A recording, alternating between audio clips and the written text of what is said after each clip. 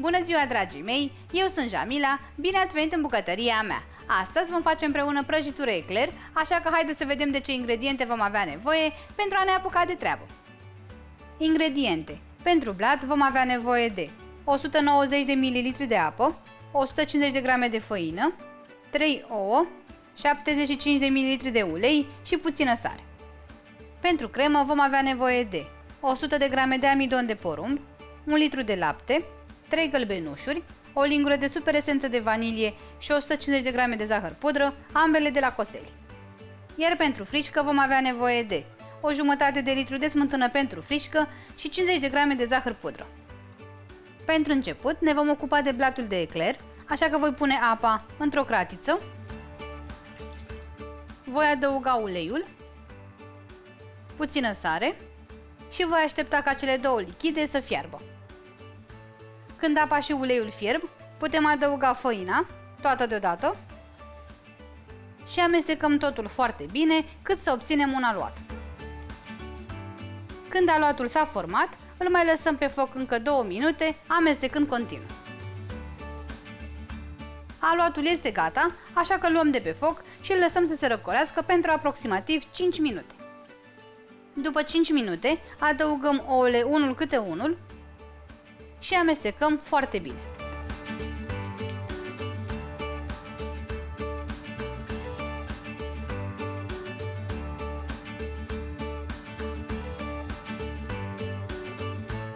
Punem aluatul într-o tavă cu dimensiunile de 30 x 24 de centimetri și cu mâinile umezite cu apă vom aplatiza aluatul și îl vom întinde în toată tava.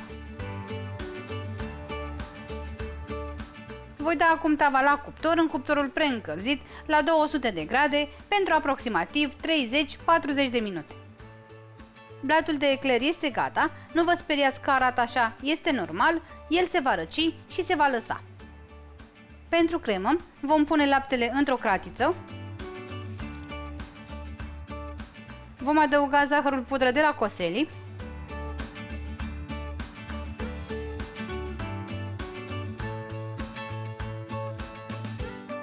super esența de vanilie tot de la Coseli, nu punem foarte multă pentru că este foarte concentrată, adăugăm apoi amidonul și cele 3 gălbenușuri.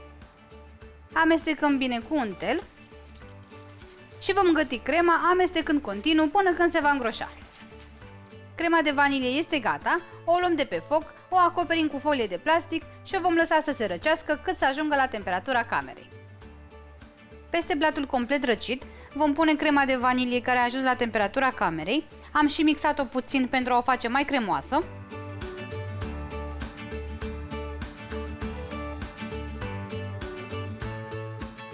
Nivelăm crema foarte bine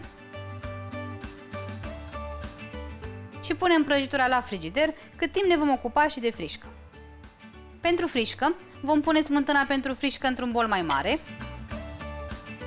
adăugăm zahărul pudră și batem frișca la viteză mare până când se va întări.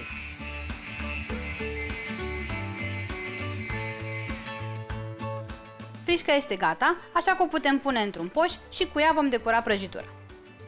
Peste cremă vom pune frișca,